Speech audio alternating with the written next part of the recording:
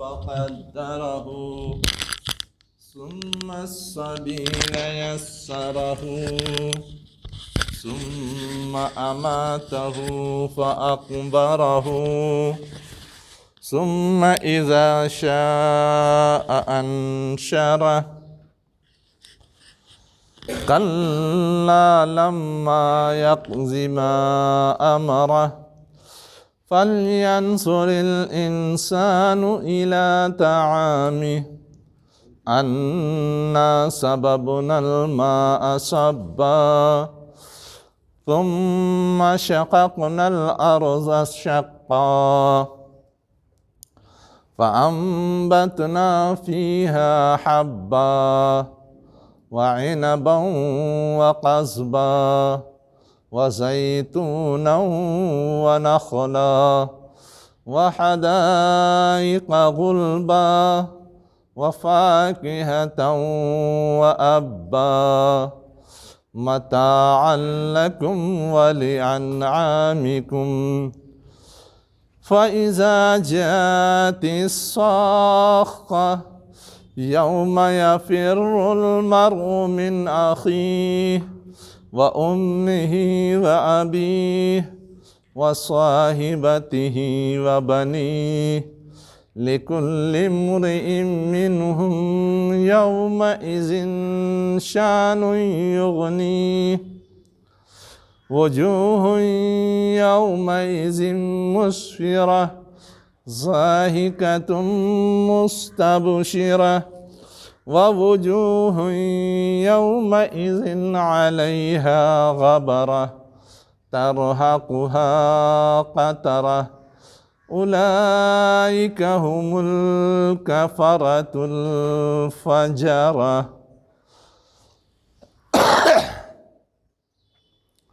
تو یہ سورہ عبس کا ابتدائی حصہ ہم نے پچھلے درس میں سمجھنے کی کوشش کی تھی، اور آج ہم لوگ اس کا دوسرا نصف سمجھنے کی کوشش کریں گے، جہاں سے ابھی تلاوت کی گئی ہے قتل الانسان ما اکفرہ، انسان ہلاک ہوا کس چیز نے اسے کفر پر آمادہ کر دیا ہے۔ دوسرا ترجمہ اس کا ہوتا ہے کتنا وہ اللہ کا ناشکرہ ہے۔ ایک جگہ تو فعل کا معنی ہوتا ہے، دوسری جگہ فعل تعجب کا، ما افعل بہ کا جو ہے، افعلہ کا جو ہے۔ اب یہاں پر جو چیز اصلاً سمجھنے کی ہے کہ اوپر جو کچھ بیان کیا گیا تھا وہ یہ تھا کہ انسان کی جو سب سے اہم ضرورت ہے دنیا میں زندگی کیسے گزارے، اس کا تو اللہ تعالیٰ نے انتظام کیا، اپنی کتابیں بھیجی اور اپنے رسول بھیجے۔ اب اس انتظام کے باوجود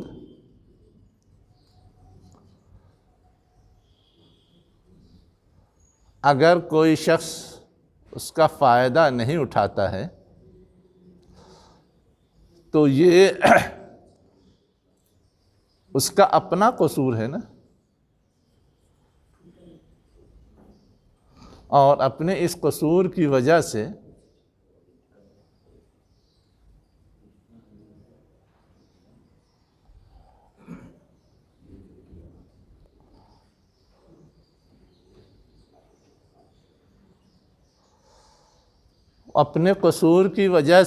وہ مورد الزام ہے کہ اس کے لیے اللہ نے سہولت تو بہم پہنچا دی لیکن اس نے اس کا فائدہ نہیں اٹھایا۔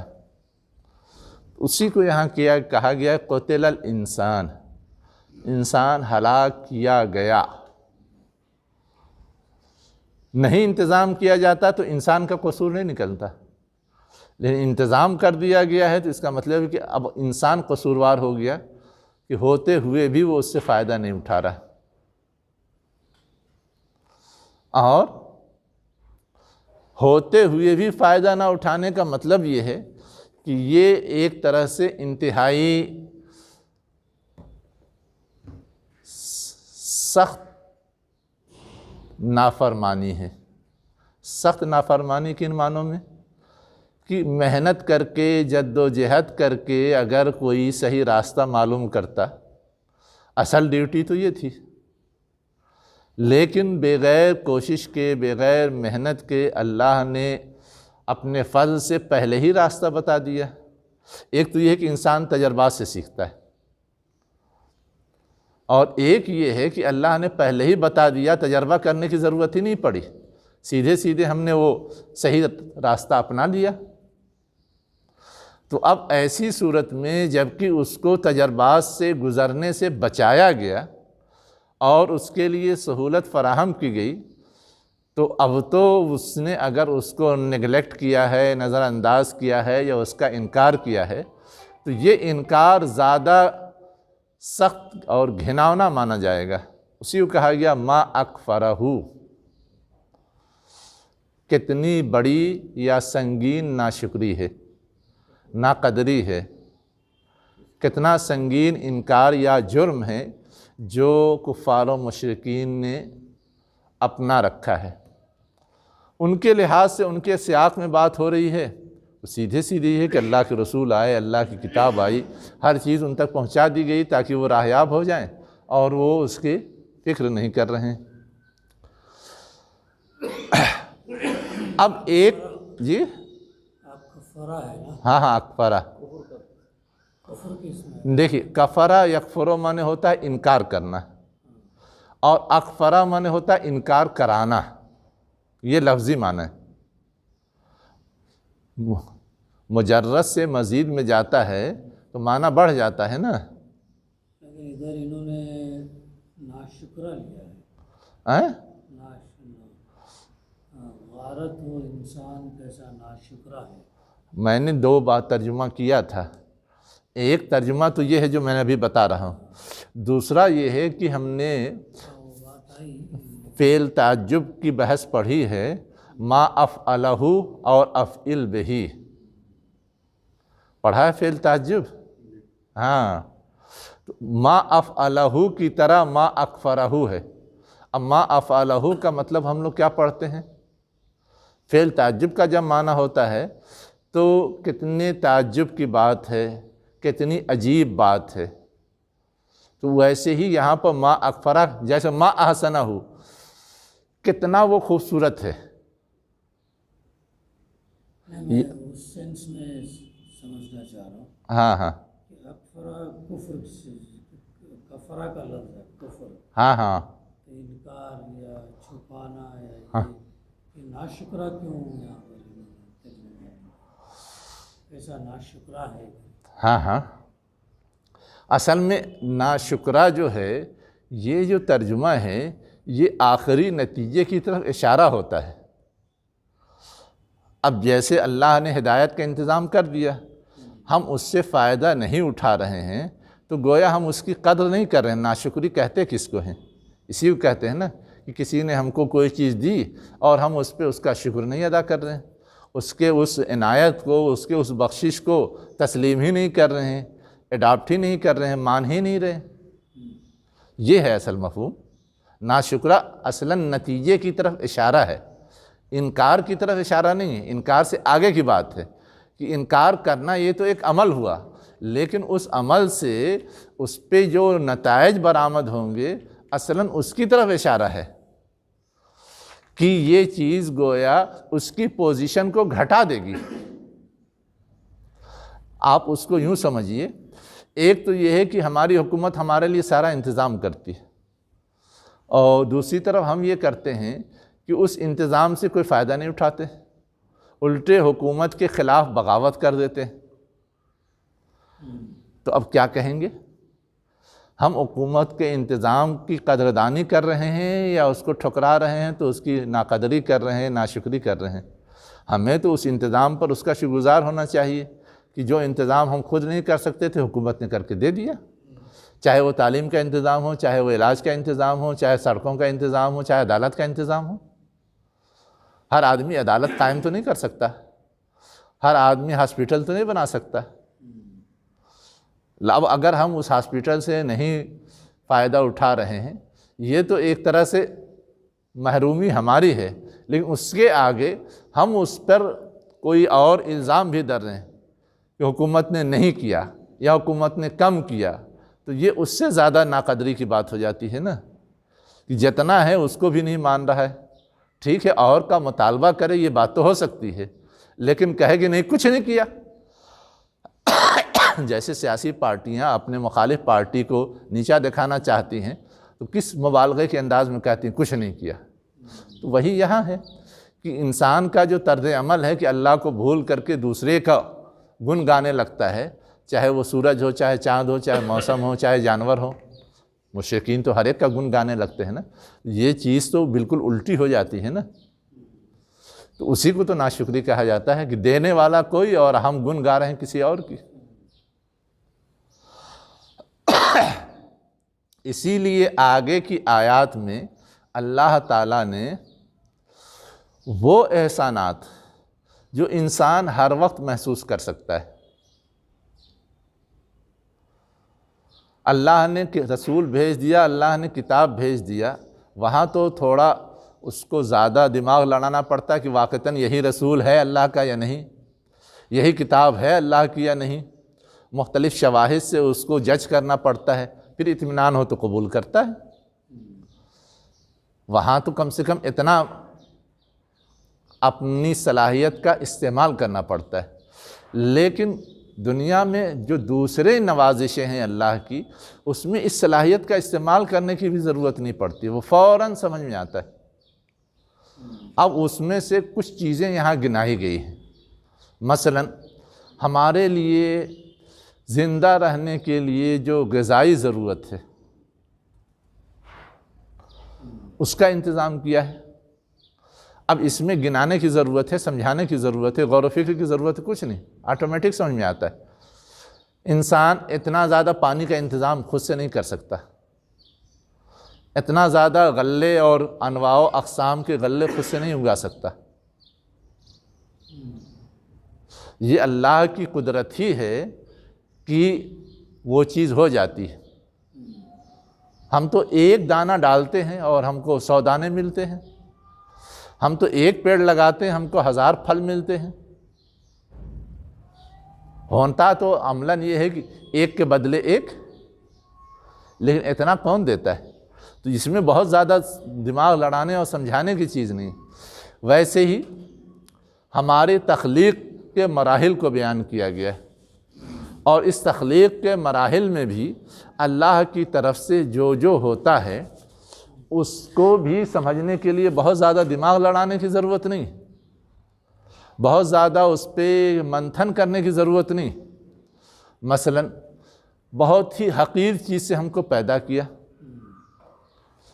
انسان تو یہ سمجھتا ہے کہ انسان سے بہتر کوئی مخلوق ہے ہی نہیں اس کائنات میں، ہم سے اچھا کوئی نہیں، لیکن اگر وہ اپنی آغاز پہ غور کرے کہ وہ کیسے کیسے پروان چڑھ کر کے اس پوزیشن میں آیا ہے، تو اس کو یہ سمجھنے میں دقت نہیں ہوگی کہ ضرور کسی کا اس کے پیچھے ہاتھ ہے، اس میں دقت نہیں ہوگی۔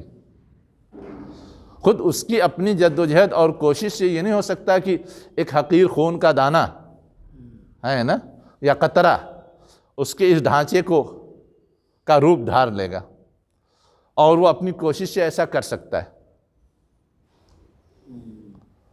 اب اس میں جو لوگ غور کرتے ہیں وہ اس حد تک پہنچتے ہیں کہ ہم کو یہ معلوم ہے کہ بظاہر ایک قطرہ جسے ہم اور آپ نطفہ کہتے ہیں ہے نا، اس سے انسان کی تخلیق ہوتی ہے، اور اس قطرے میں کیا کیا ہوتا ہے ہم نے محنت کر کے یہ بھی پتہ لگا لیا، لیکن آج کی ڈیٹ میں بھی ان سارے قطروں کے پارٹس کو جمع کر کے ملا کر کے ہم اگر انسان نما کوئی چیز ڈیولپ کرنا چاہیں اس پوزیشن میں نہیں ہے۔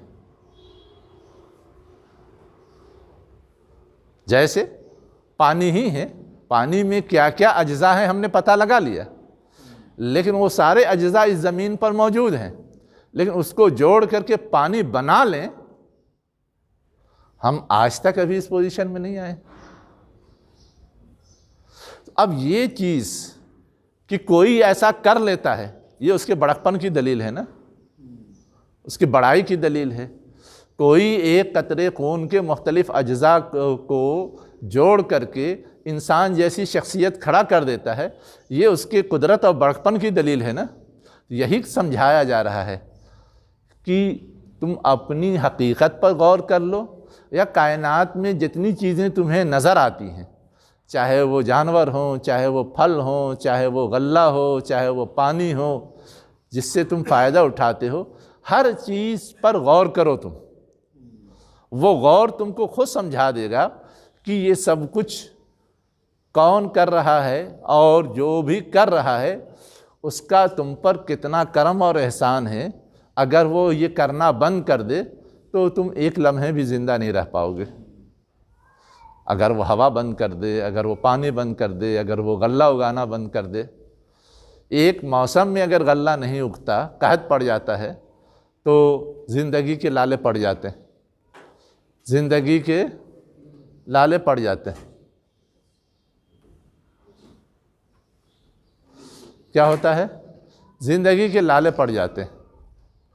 اسی چیز کو سمجھانے کے لیے آج کا جو پورا حصہ ہے ابتدائی، وہ بیان کیا گیا ہے کہ انسان کی ہلاکت تو گویا طے ہے، اتنے بڑے بڑے حقائق کو بھی تسلیم نہیں کرتا، اور اللہ نے اس سے بڑا جو سب سے بڑا احسان کیا ہے ہدایت کا انتظام کتاب اور رسول کے ذریعے، اسے بھی تسلیم نہیں کرتا، تو اس کی ہلاکت میں کوئی شبہ نہیں، اور اس کا یہ طرز عمل انتہائی ناشکری کی دلیل ہے۔ اس لیے اصل قصور اس کا اپنا ہے، اللہ کا کوئی نہیں، یہ سمجھایا گیا ہے۔ اب دیکھیے آگے کی آیت میں کیا کہا، من نطفتن، من ای شیء خلقہ، پہلے تو سوال اٹھایا گیا کس چیز سے وہ پیدا کیا گیا ہے، تو حقیر ترین چیز سے وہ پیدا کیا گیا ہے۔ اس کے بعد کہا گیا من نطفتن، خود اللہ تعالیٰ نے وضاحت کی کہ نطفہ سے وہ پیدا کیا گیا ہے۔ اب نطفہ ہم اور آپ جانتے ہیں کیا چیز ہے۔ بظاہر تو یہ لگتا ہے کہ خون جیسی ایک چیز ہوتی ہے، لیکن ظاہر ہے اس خون اور جو خون ہمارے بدن میں ہے اس میں زمین آسمان کا فرق ہے۔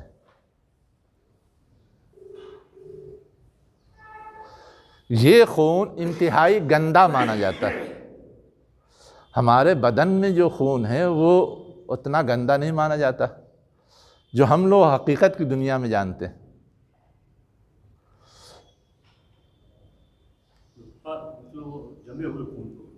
جی، جو قطرہ ٹپکتا ہے جسے ہم منی کہتے ہیں نا، وہ ہے نطفہ۔ جمے ہوئے خون کو تو علقہ بولتے ہیں نا، اقرا بسم ربک الذی خلق، خلق الانسان من علق، وہی خون جب جم جاتا ہے تو اس کو علقہ بولتے ہیں نا۔ تو اس کو خون کیوں بولے، منی کو؟ اس لیے کہ خون جیسا ہوتا ہے، شیپ اس کا، کلر اس کا، اور اس کی سیلانی یعنی بہنے کی جو کیفیت ہوتی ہے وہ اس جیسی ہوتی ہے، اس لیے کلر تو خون کا ریڈ ہے، ہاں وائٹ۔ یہ آپ کو لگتا ہے وائٹ ہے، لیکن آپ مجھے بتائیے کہ آپ کے خون میں وائٹ سیل نہیں ہوتا،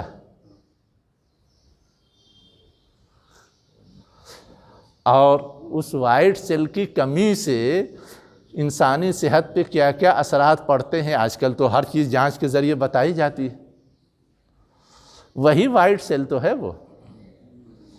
میں نے کیا کہا، بظاہر خون جیسا ہے، لیکن خون جو ہے ہمارا اچھا ہے، اس لیے کہ اس میں اس وائٹ سیل کے علاوہ اور دوسرے عنصر بھی ہوتے ہیں، اجزاء بھی ہوتے ہیں، اور یہ ہمارا جو وائٹ سیل ہے یہ گویا بالکل اس کا جو گندا پورشن ہے وہ ہے۔ سمجھایا تو یہ جا رہا ہے کہ انتہائی گندی چیز سے، انتہائی خراب چیز سے، جو ایک طرح سے ریجیکٹ کرنے والی چیز ہے، بالکل بیکار چیز ہے۔ ہاں، تو اب اس سے اللہ تعالیٰ انسان جیسی شخصیت اور انسان جیسی مخلوق ڈیولپ کرتا ہے، یہ اللہ ہی کا کمال ہے نا، یہ اللہ ہی کی قدرت ہے نا۔ کہ خراب سے خراب چیز سے اللہ تعالیٰ ایسی بے مثال مخلوق کھڑی کر دیتا ہے۔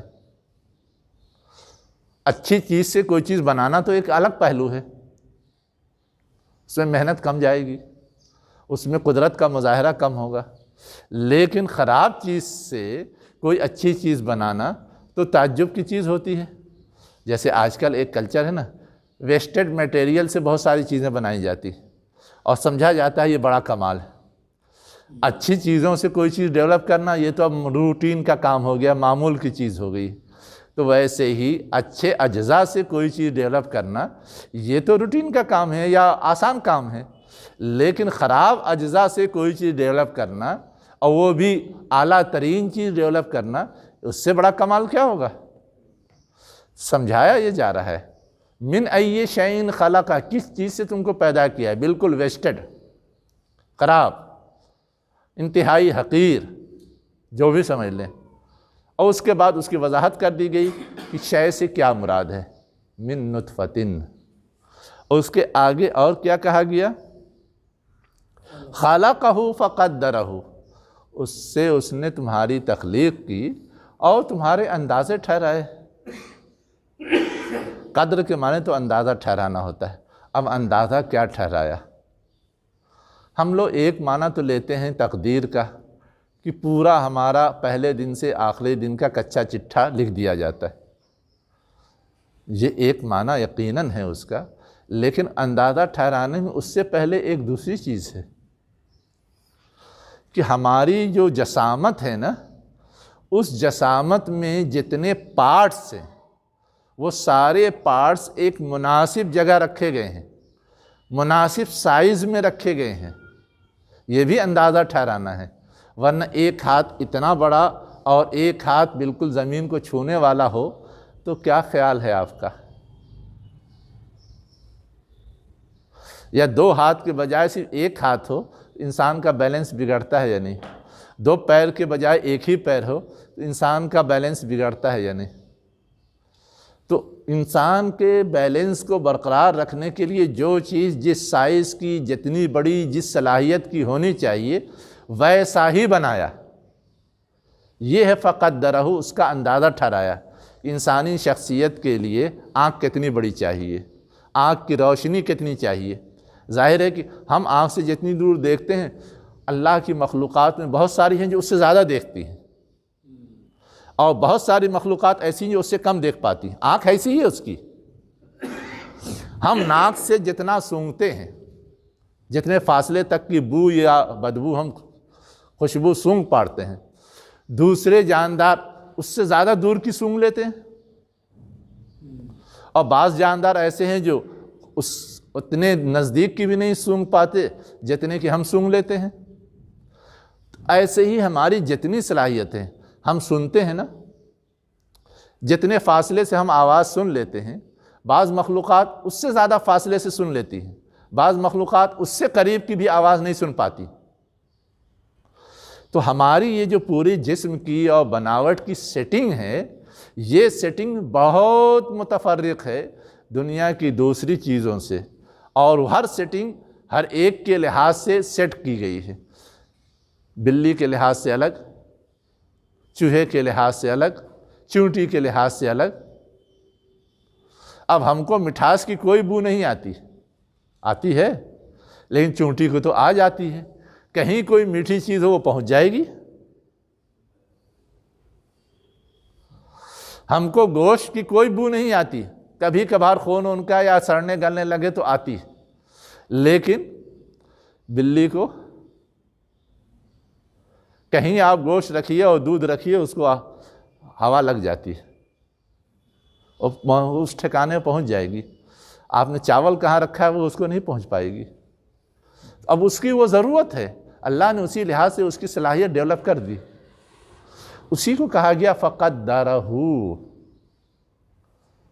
اس کا اندازہ ٹھہرایا۔ انسان کی ہر خصوصیت اور ہر صلاحیت کو ایک توازن اور بیلنس اور ضرورت کے لحاظ سے سیٹ کیا، ویسے ہر مخلوق کا ہے۔ میں نے سمجھنے کے لیے کچھ مثالیں دی ہیں، غور کریں گے تو اور پوری لمبی کہانی ہے وہ۔ ثم السبیل یسرہ، پھر راستے کو اس نے آسان کیا۔ اب راستہ کیا ہے؟ دنیا میں جو زندگی گزارنا ہے، گزارنے کے لیے کچھ نہ کچھ تو ہاتھ پیر مارنا ہے، اور ہاتھ پیر بھی کسی نہ کسی سلیقے اور طریقے سے مارنا ہے۔ تو وہ طریقہ اور سلیقہ سکھایا ہے۔ کچھ تو فطری ہے اور کچھ کسبی ہے۔ فطری کا مطلب یہ ہے کہ اس کو سیکھنے کی یا محنت کر کے حاصل کرنے کی ضرورت نہیں ہوتی، اور کچھ چیزیں ایسی ہیں جس میں کہ ہمیں محنت کرنی پڑتی ہے۔ اب آپ بچپن سے جوانی کے مرحلے میں پہنچتے ہیں، اس میں آپ کی محنت کا دخل ہے، وہ تو آٹومیٹک سسٹم ہے۔ ظاہر ہے بچپن میں آپ لاچار ہیں، مجبور ہیں، دوسروں کے سہارے جیتے ہیں، اور جوانی میں تو سیلف ڈیپینڈ ہو جاتے ہیں، ہر چیز خود کر سکتے ہیں۔ کھانا ہے تو، پینا ہے تو، کوئی چیز اٹھانی ہے تو، کوئی چیز لانی ہے تو، کوئی چیز پہنچانی ہے تو، سب خود بچہ کر لیتا ہے، نہیں کر پاتا۔ اب یہ تو آٹومیٹک ہے نا، اس میں ہماری محنت کا دخل نہیں ہے، لیکن اب ہمیں اچھے سے اچھا پہننا ہے، اچھے سے اچھا کھانا ہے، اچھے سے اچھے مکان میں رہنا ہے، اس کے لیے ہمیں محنت کرنی پڑتی ہے۔ تو کچھ چیزیں تو آٹومیٹک ہیں جو اللہ نے کر دیا ہے، ہمارے لیے وہ سودمند ہیں اور ہمارے لیے سہولت بخش ہیں اور ہمارے لیے گویا مزید اچھائی کا سمبل ہیں، لیکن کچھ چیزیں ایسی ہیں جو ہماری محنت پر ڈیپینڈ ہیں۔ ہم محنت کرتے ہیں تو وہ چیز ملتی ہے، جو نہیں کرتا اسے نہیں ملتی۔ اسی کو کہا گیا ثم السبیل یسرہ، پھر اس نے راستے کو آسان کر دیا۔ مطلب ہے کہ دنیا میں جو زندگی گزارنی ہے اور اس کے جو تقاضے ہیں، ان تقاضوں کو پورا کر کے اپنی منزل تک پہنچنے کا راستہ آسان کر دیا ہے۔ اب ہماری منزل کیا ہے؟ اسلامی نقطہ نظر سے تو ہم یہ سمجھتے ہیں کہ جنت ہے، لیکن جو لوگ یہ تصور اور یہ عقیدہ نہیں رکھتے، کم سے کم وہ یہ تو تصور رکھتے ہیں کہ دنیا میں آرام کی زندگی کیسے گزرے گی، اور آرام کی زندگی گزارنے کے لیے کیا کیا کرنا ضروری ہے۔ صرف کمانا ضروری نہیں ہے، لاکھ کوئی کمائے لیکن اپنی صحت کا خیال نہ رکھے، اطمینان کی زندگی گزار لے گا؟ نہیں گزار سکتا۔ تو گویا ساتھ ساتھ یہ بھی ضروری ہے۔ ویسے ہی اپنی صحت کا خیال کوئی رکھے، لیکن اگر وہ جنگل میں جا کے رہنے لگے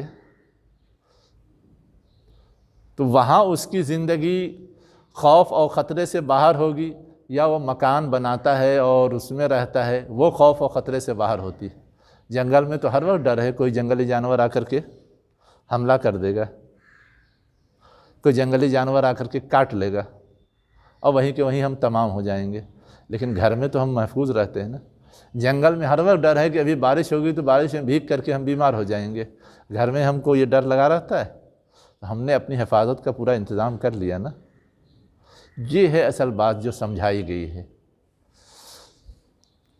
ثم السبیل یسرہ کے ذریعے، کہ راستہ آسان کر دیا، یعنی زندگی گزارنے کے جو بھی تقاضے ہیں ان تقاضوں کو پورا کرنے کی صلاحیت، اہلیت دے دی، اور اس کے لیے دنیا کی ہر چیز کو سازگار بنا دیا تاکہ ہم اس سے فائدہ اٹھا کر کے آسانی سے زندگی گزار سکیں۔ اب آگے کہہ رہا ہے ثم اماتہ واقبرہ، پھر اللہ موت دیتا ہے اور قبر تک پہنچا دیتا ہے۔ کون مرنا چاہتا ہے؟ کوئی ہے دنیا میں جو مرنا چاہتا ہے؟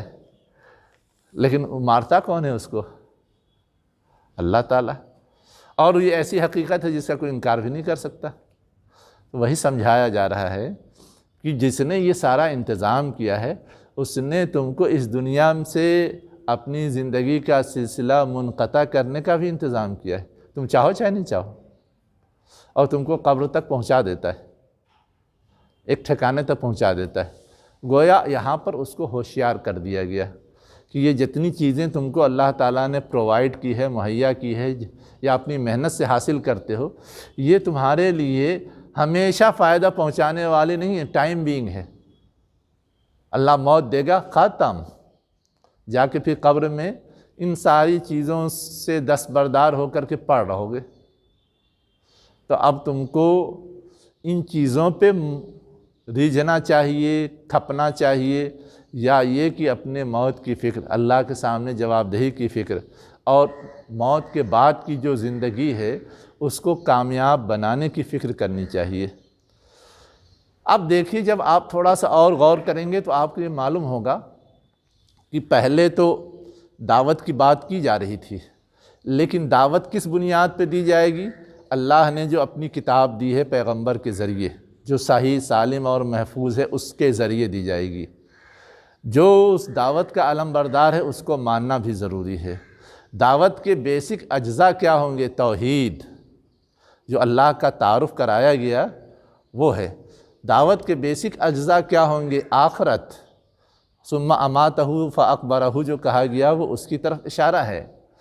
تو گویا توحید، رسالت، آخرت جو دعوت کی بنیادیں ہیں، ان سب کا اشارہ دیا گیا ہے، اس لیے کہ ان چیزوں کو کوئی انسان سمجھ جائے تو گویا وہ پورے تصور دین کو سمجھ جاتا ہے، حقائق کو سمجھ جاتا ہے، اور اپنی زندگی کا راستہ پا جاتا ہے، پھر وہ سرخروئی کے راستے پہ چل پڑتا ہے۔ اس لیے یہ چھوٹے چھوٹے اشارات جس کو عام انسان بھی سمجھ سکتا ہے دیے گئے ہیں۔ اب آگے کیا کہا گیا؟ ثم اذا شاء انشرہ، پھر جب چاہے گا تم کو اٹھائے گا۔ یعنی یہ دنیا کی زندگی ہی آخری زندگی نہیں ہے، اس کے بعد ایک دوسری زندگی بھی ہے، اس کی فکر ہونی چاہیے۔ تو اسی کا اشارہ دینے کے لیے کیا کہا گیا؟ ثم اذا شاء انشرہ، پھر جب وہ چاہے گا تو اسے اٹھائے گا، باہر لائے گا، پھیلا دے گا۔ کلا لم یقض ما امرہ، ہرگز نہیں، اس نے اب تک وہ چیز پوری نہیں کی جس کا اسے حکم دیا گیا ہے۔ یعنی یہ سارے حقائق اپنی جگہ، انسان کو ان حقائق کا لحاظ کر کے اپنا لائن آف ایکشن طے کرنا چاہیے، لیکن اس نے اس کو نہیں اپنایا۔ اسی کو کہا گیا اس نے اب تک پورا نہیں کیا وہ جس کا اسے حکم دیا گیا تھا، جس کا اللہ نے اسے حکم دیا تھا کہ میری ہدایت کے مطابق زندگی گزارو گے تو کامیاب ہوگے، اور ہدایت کو نیگلیکٹ کرو گے تو ناکام ہوگے۔ اس کی طرف دھیان نہیں دیا، اس کی طرف توجہ نہیں دی، اسے ایکسیپٹ نہیں کیا ہے، قبول نہیں کیا ہے۔ اب اس کے بعد پھر آگے اللہ تعالیٰ مزید اس دوسرے پہلو کی طرف اشارہ کر رہا ہے۔ انسان یہ سمجھتا ہے کہ دنیا کی زندگی تو میں خود جیتا ہوں، میں محنت کرتا ہوں، میں کماتا ہوں، میں لیکن اللہ تعالیٰ کہہ رہا ہے کہ یہ تمہاری بھول ہے کہ دنیا کی زندگی تم خود جیتے ہو، وہاں بھی اللہ کا رول موجود ہے۔ فَلْيَنْظُرِ الْإِنسَانُ إِلَىٰ طَعَامِهِ، اپنے کھانے کی طرف دیکھے، وہاں بھی اللہ کا رول موجود ہے۔ کیسے موجود ہے اس کو سمجھایا گیا کہ بارش تو ہم برساتے ہیں، بغیر بارش کے نہ پھل ہوگا نہ غلہ ہوگا۔ زمین تو ہم پھاڑتے ہیں، بغیر زمین کے پھٹے ہوئے تو کوئی پودا اگے گا نہیں، کوئی پیڑ اگے گا نہیں۔ پھر آگے کہا گیا فَأَنبَتْنَا فِيهَا حَبًّا، ہم اس میں کیا کرتے ہیں؟ دانے پیدا کرتے ہیں۔ ہم نے تو دانہ زمین میں ڈالا ہو تو سڑ گل گیا، اور اوپر آ کر کے جو دانہ برآمد ہوتا ہے اور ایک کے بدلے سینکڑوں، یہ کون پیدا کرتا ہے؟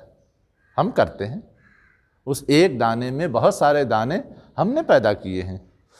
اس کے بعد کیا ہے؟ وَعِنَبًا وَقَضْبًا، اور بہت سارے پیڑ پودے جو ہیں وہ بھی ہم ہی اگاتے ہیں۔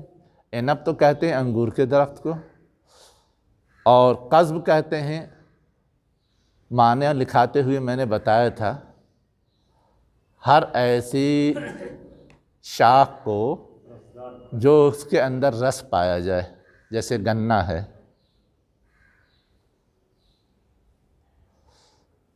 تو اب جو بھی ایسے تو کوئی بھی پیڑ پودا اس کے اندر رس پایا جاتا ہے، لیکن وہ تھوڑا اپنے اس پہ کھڑا ہو سکتا ہو۔ کچھ چیزیں زمین پہ پھیلتی رہتی ہیں، کھڑی نہیں ہوتی۔ تو جو چیز کھڑی ہوتی ہے اس کو قضب کے دائرے میں لاتے ہیں، جو چیز زمین پہ پھیل جاتی ہے گھاس پھوس، اس کو اس دائرے میں نہیں لاتے۔ اس کے بعد کیا کہا گیا؟ وَزَيْتُونًا وَنَخْلًا، زیتون ہم نے اگایا، اور کیا اگایا؟ نخل کھجور کا درخت اگایا، وہ حدائق کا غلبہ، اور کیا اگایا؟ گھنے باغات۔ حدائق حدیقہ کی جمع ہے۔ میں نے بتایا تھا کہ باغ کے لیے جنت بھی آتا ہے اور حدیقہ بھی آتا ہے، لیکن حدیقہ کس کو کہتے ہیں؟ صرف باغ کو،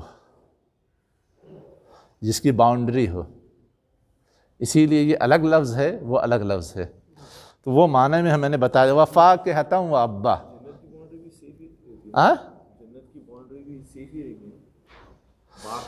جنت کی باؤنڈری سیف تو رہے گی، لیکن وہ باؤنڈری والی ہوگی یا نہیں ہوگی یہ تو نہیں کہا گیا ہے نا۔ کسی نمایاں جگہ پر بغیر باؤنڈری کی بھی، پہاڑی پر جو بنتا ہے وہاں باؤنڈری بنانا ضروری تھوڑا ہوتا ہے، وہ تو نیچرل ہوتا ہے۔ دولت آباد کا قلعہ دیکھا ہے؟ اورنگ آباد گئے ہو؟ ارے تب کیا دیکھا دنیا میں، بغل میں نہیں دیکھا، جا کے دیکھو قلعہ باؤنڈریز کے ساتھ بنا ہوا ہے، وداؤٹ باؤنڈری ہے۔ نیچے آ کر کے باہر کے حملہ آور حملہ نہ کریں اس لیے، لیکن جو اصل محل ہے اوپر اس کی کوئی باؤنڈری نہیں ہے۔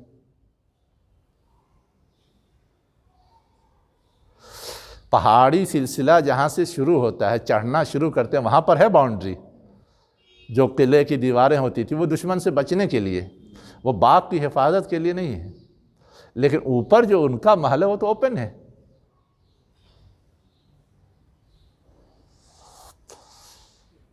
ویسے ہی کچھ اور جو عجائبات ہیں دنیا میں اس کو بھی دیکھو۔ کہیں شیش محل بنتا ہے، اس کی باؤنڈری بنائی جاتی ہے۔ شیش محل کا مطلب صرف شیشے سے بنا ہوا پورا محل کہیں ہے ہندوستان میں؟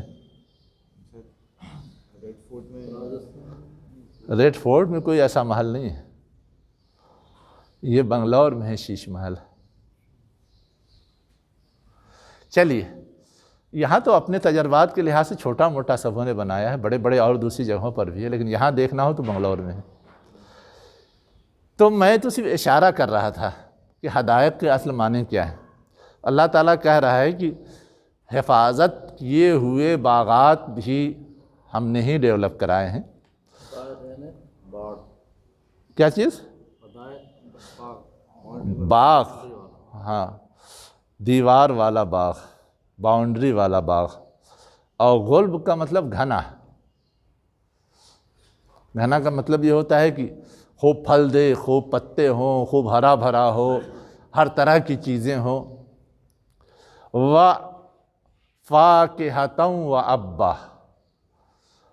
فاکہ تو بولتے ہیں عربی زبان میں میوہ کو، پھل کو، اور ابا بولتے ہیں گھاس پھوس کو۔ اب میوہ تو انسانوں کی غذا ہے، اور گھاس پھوس کس کی ہے؟ جانوروں کی۔ تو آگے کیا کہا گیا؟ متاعا لکم ولانعامکم۔ متاعا لکم مطلب تمہارے لیے فائدہ اٹھانے کی چیز ہے، لطف اٹھانے کی چیز ہے، مزہ لینے کی چیز ہے پھل، اور جانوروں کے لیے کیا ہے؟ گھاس ہے، ان کو پھل نہیں سوٹ کرتا۔ فرق سمجھ رہے ہیں؟ دونوں کی مناسبت سے دو لفظ آ گیا ہے۔ مطلب یہ کہ جس کی جیسی ضرورت ہے اللہ نے ویسا ڈیولپ کیا، ویسا انتظام کیا، ہر طرح کا انتظام کیا۔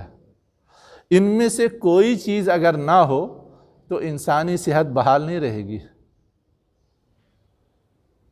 کوئی چیز نہ ہو۔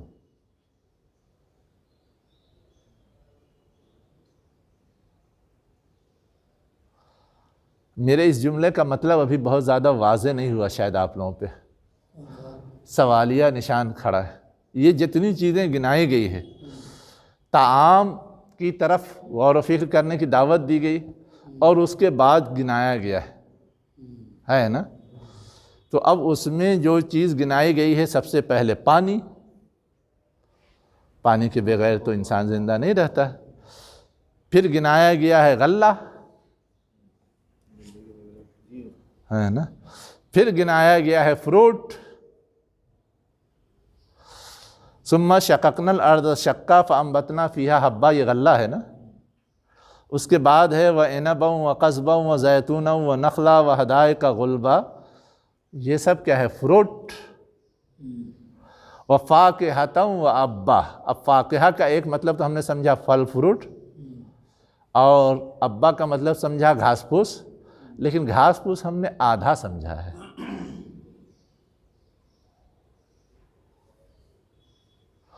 جیسے گھاس پھوس جانوروں کی غذا ہے، ویسے ہی گھاس پھوس سے ملتی ہوئی چیز جڑی بوٹیاں وہ ہماری غذا ہے کہ نہیں؟ سبزیاں بھی تو گھاس پھوس ہی ہیں، وہ بھی تو سبزیاں بھی گھاس پھوس ہیں۔ یہ تو سمجھنے کے لیے کہ گھاس پھوس جانور کھاتے ہیں اور پھل ہم کھاتے ہیں، ورنہ یہ ہر چیز جس کا تذکرہ، کہیں ذہن اس طرف نہ جائے کہ گھاس پھوس جانور کھاتے ہیں، اس گھاس پھوس سے ہمارا کوئی تعلق نہیں۔ اس لیے میں نے یہ اب دوبارہ آپ کو کریدا ہے نا، یہ بھی سمجھ لیے کہ وہ گھاس پھوس بھی ہمارے ہی کام کی چیز ہے، جانور کے کام کی چیز بھی ہے، ہمارے کام کی چیز بھی ہے، پھل فروٹ ان کے کام کی چیز بھی ہے، ہمارے کام کی چیز بھی ہے۔ وہ پودوں کے پتے کھاتے ہیں، ہم پھل کھاتے ہیں۔ بہت سارے جانور جو ہیں ان کی شاخیں کھاتے ہیں، چوٹیاں تو اسی میں بل بنا لیتی ہیں، کھا جاتی ہیں۔ کیڑے مکوڑے، گھن، یہ سب تو اندر اندر سب کرتے ہیں۔ لکڑیوں کو دھیرے دھیرے خون کھا جاتے ہیں، وہ پھل تو نہیں کھاتے اس کا۔ تو ہر ایک کے لیے جو بھی ضرورت ہے وہ اللہ نے کیا، لیکن ہر ایک کی مناسبت سے یہ سمجھنا ضروری ہے کہ ہر چیز میں اللہ تعالیٰ نے ہر ایک کے لیے کچھ نہ کچھ رکھا ہے۔ گھاس پھوس کا مطلب یہ کہ اس میں ہمارے لیے کچھ نہیں، ایسا نہیں، پتہ نہیں کتنی جڑی بوٹیاں ہیں جو گھاس پھوس کی شکل میں ہیں، اور اس سے ہمارا علاج ہوتا ہے، ہماری غذائی ضرورت پوری ہوتی ہے، غذائی ضرورت بھی پوری ہوتی ہے۔ اب آپ بتائیے، آج کل جو ڈالڈا اور پام تیل بنتا ہے کس چیز سے؟ کون استعمال کرتا ہے، جانور یا ہم لوگ؟ پام تو کھاتے نہیں ہیں، پر اس کا تیل ضرور ہے۔ ہاں، پام تو نہیں کھاتے لیکن تیل تو استعمال کر رہے ہیں نا۔ تو یہ ہے اصل بات سمجھنے کی۔ اللہ تعالیٰ نے تو بس اشاراتی طور پہ ذکر کر دیا، لیکن ہم اس کی تہ میں جائیں تو ہمیں بہت ساری چیزیں سمجھ میں آئیں گی۔ آگے کیا کہا جا رہا ہے کہ یہ ساری چیزیں جو اللہ نے تمہیں عنایت کی ہیں، جس سے تم فائدہ اٹھا رہے ہو، تو اس کی کوئی جواب دہی بھی ہونی چاہیے۔ جواب دہی کا وقت متعین ہے۔ اس وقت جب وہ سب لوگوں کو اکٹھا کیا جائے گا تو سب کو اپنی اپنی جواب دہی کرنی ہے، اور اس جواب دہی کے وقت اصل امتحان ہے کہ کون کامیاب ہوتا ہے، کون ناکام ہوتا ہے۔ دنیا میں تو یہ ہے کہ ایک دوسرے کا لوگ سہارا بن جاتے ہیں، وہاں کوئی سہارا نہیں بنے گا۔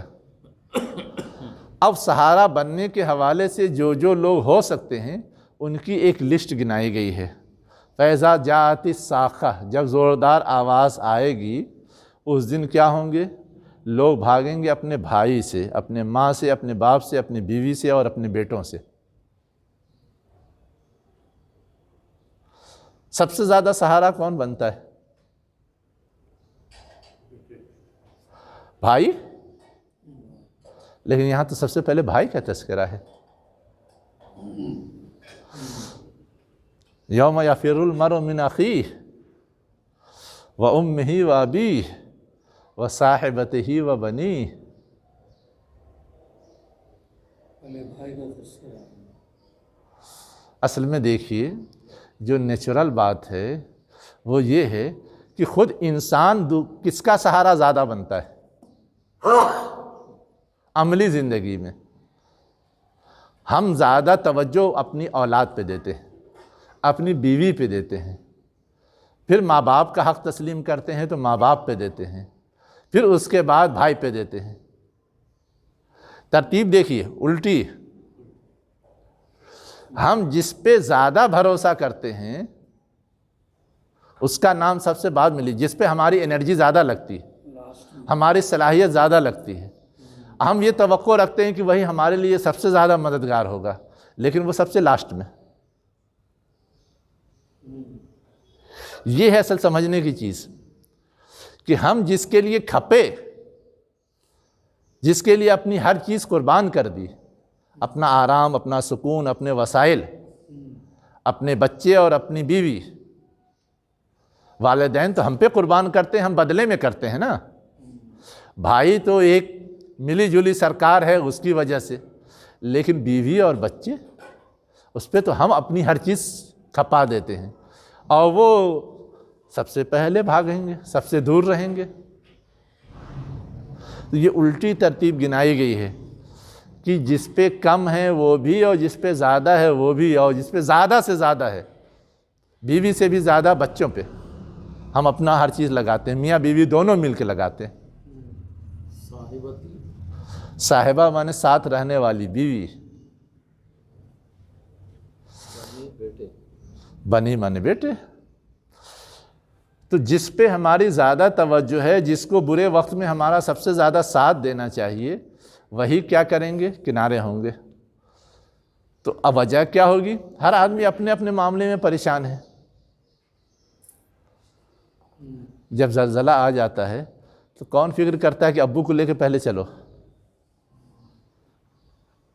بھائی کو پہلے لے کے چلو، پکڑو اس کو باہر نکالو؟ سب بھاگتے ہیں خود. وہی کیفیت ہوگی. لِكُلِّ امْرِئٍ يَوْمَئِذٍ شَأْنٌ يُغْنِيهِ. ہر آدمی کے لیے ایک ایسی حالت ہوگی جو دوسروں سے بے نیاز کرے، یعنی دوسروں پہ کوئی توجہ، کوئی فکر، دوسروں کی کسی خیرخواہی کا احساس سب ختم ہو چکا ہوگا. سب اب نفسی نفسی کے عالم میں جو کہتے ہیں وہ ہوں گے. اس کے بعد پھر آگے بتایا گیا کہ اس مرحلے سے گزر کر کے سب کو اپنے آخری ٹھکانے پہ جانا ہے. اور آخری ٹھکانے پہ کچھ لوگ ہوں گے جو خوش ہوں گے، انہوں نے دنیا میں محنت کی ہوگی تو اس کو پائیں گے، اور کچھ لوگ ہوں گے جو ناخوش ہوں گے اور بری حالت میں پہنچ جائیں گے. وجوہ یومئذ علیہا غبرہ کہا گیا، ترہقھا قطرہ. ان کے چہرے پر کیا ہوگا؟ غبار ہوگا، اور اس غبار کے اوپر مزید سیاہی چھا جائے گی. ترہقھا قطرہ. اب جو لوگ کی اس صورتحال میں ہوں گے وہ کون ہوں گے؟ اولئک هم الکفرۃ الفجرہ. یہ وہ لوگ ہیں جنہوں نے انکار کیا ہوگا. ما اکفرہ جو تھا نا، اس کا نتیجہ یہ قیامت کے دن برآمد ہوگا. اور فجرہ کہتے ہیں بد عمل کو. تو خود جنہوں نے نیک اعمال نہیں کیے ہوں گے، زبانی دعوے سے کام چلانے کی کوشش کی ہوگی، وہ لوگ بھی اس برے انجام سے دوچار ہوں گے، جیسے منافقین. اب ان کو کفرہ تو نہیں کہہ سکتے لیکن فجرہ تو کہہ سکتے. اسی لیے دونوں لفظ لایا گیا، اولئک هم الکفرۃ الفجرہ، کہ وہ جو سراسر انکار کرنے والے، بغاوت کرنے والے ہیں، اور جو سراسر انکار اور بغاوت کرنے والے تو نہیں ہیں، زبانی تو اقرار کریں لیکن عملی کوئی ثبوت پیش نہیں کر رہے ہیں، گویا بغاوت کرنے والوں جیسے ہی ہیں، وہ فجرہ ہیں. اسی لیے دونوں صفت لائی گئی ہے تاکہ اس زمرے میں جو لوگ آتے ہیں سب کاؤنٹ ہو جائیں. یہ ہے مختصر اس سورہ کی تفسیر. وآخر دعوانا ان الحمدللہ رب العالمین. فجر مانے پھٹنا ہوتا ہے نا، پاؤ پھٹنا. فاجر مانے